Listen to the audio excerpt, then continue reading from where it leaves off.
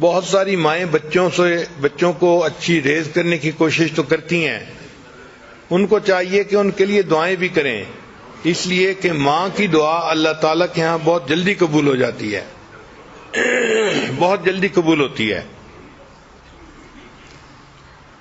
ایک نوجوان نبی علیہ السلام کی خدمت میں حاضر ہوئے، اے اللہ کے حبیب صلی اللہ علیہ وسلم، مجھ سے فلاں بڑا گناہ سرزد ہو گیا۔ نبی علیہ السلام نے فرمایا کہ جاؤ اپنی والدہ سے دعا کرواؤ، تمہاری والدہ کی دعا کی وجہ سے اللہ تمہارے گناہ کو معاف کر دیں گے۔ یعنی ماں کی دعا اتنی اہم کہ نبی علیہ السلام نے ان کو سکھایا کہ ماں سے دعا کرواؤ گے تو اللہ تمہارے اتنے بڑے گناہ کو بھی معاف فرما دیں گے۔ چنانچہ اندلس کے ایک بڑے عالم گزرے ہیں، بقی الدین ابن مخلد رحمۃ اللہ علیہ، وہ فرماتے ہیں کہ میں ایک دن اپنے اسٹڈی روم میں بیٹھا تھا، ایک نوجوان عورت آئی اور وہ زار و قطار رو رہی تھی۔ میں نے اس سے پوچھا کہ تمہارا کیا مسئلہ ہے؟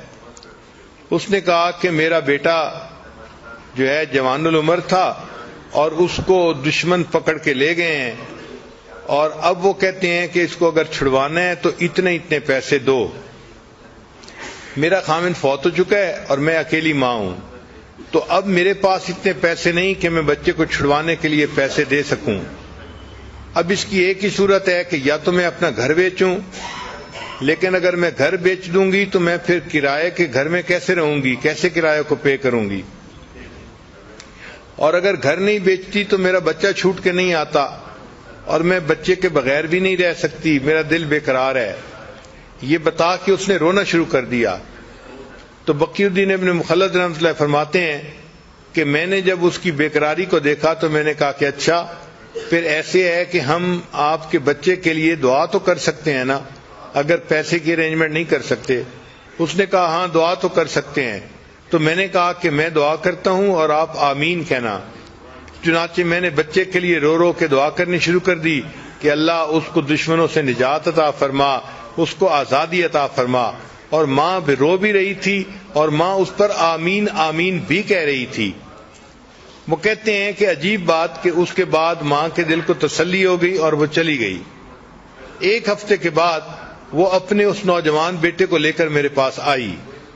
میں نے اس سے پوچھا کہ کیا تم نے بیٹے کو چھڑوانے کے لیے گھر بیچا تھا؟ اس نے کہا نہیں۔ میں نے کہا پیسے دیے تھے؟ اس نے کہا نہیں۔ میں نے کہا پھر تمہارا بچہ چھوٹ کیسے گیا؟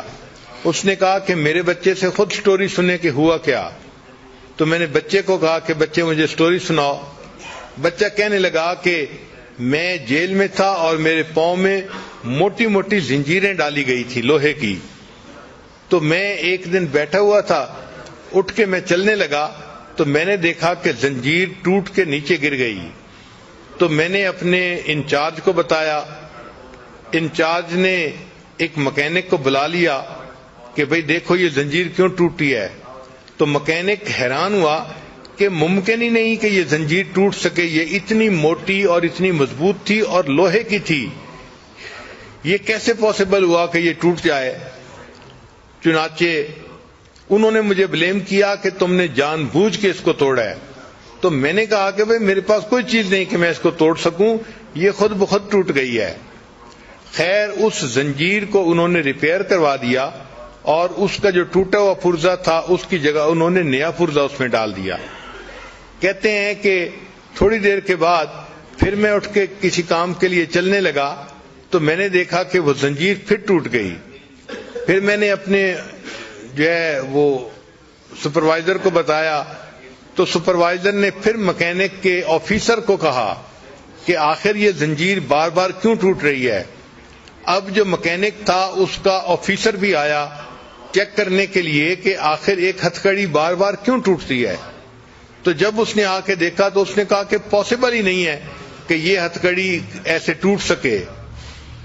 جب اس نے یہ کہا تو ان کا ایک سینئر ترین بندہ وہاں موجود تھا، وہ مجھ سے کہنے لگا کہ مجھے بتاؤ کہ تمہارے گھر میں تمہاری ماں ہے؟ تو میں نے کہا ہاں ہے۔ تو وہ کہنے لگا کہ مجھے لگتا ہے کہ تمہاری ماں تمہارے لیے دعائیں کر رہی ہے، اس وجہ سے تمہاری یہ زنجیر بار بار ٹوٹ جاتی ہے، اور اگر اللہ تمہاری زنجیر کو توڑ رہا ہے تو ہم کیوں تمہیں قید میں رکھیں، جو ہم تمہیں آزاد کرتے ہیں۔ انہوں نے بغیر کسی پیسے کے اس بچے کو آزاد کر دیا اور بچہ اپنی ماں کے پاس واپس آ گیا اور اللہ نے ماں کی دعا کو قبول کر لیا۔ امام بخاری رحمۃ اللہ کے حالات میں لکھا ہے کہ بچپن میں ان کی آنکھوں کی بینائی زائل ہو گئی تھی، نابینا ہو گئے تھے، مگر ان کی والدہ نے اللہ سے دعا کی اور اللہ نے ان کی والدہ کی دعا پر ان کی بینائی کو دوبارہ عطا فرما دیا تھا۔ تو ماں اپنے بچوں کی نیکی کے لیے اللہ سے دعائیں بھی مانگتی رہے۔ بہرحال اللہ تعالیٰ نے دنیا میں ماں کو بنایا ہے ایک نمونہ کے طور پہ کہ میرے بندو، اگر تم میری رحمت کا دنیا کے اندر پریکٹیکل منظر دیکھنا چاہتے ہو تو ایک ماں کو دیکھ لو کہ ماں اپنی اولاد سے کتنی رحیمیت کا معاملہ کرتی ہے، اس کی مامتا کیسی ہوتی ہے۔ چنانچہ ماں کو اولاد سے اتنی محبت ہوتی ہے، اپنا سب کچھ قربان کر دیتی ہے اور اس قربانی کو کچھ سمجھتی نہیں ہے۔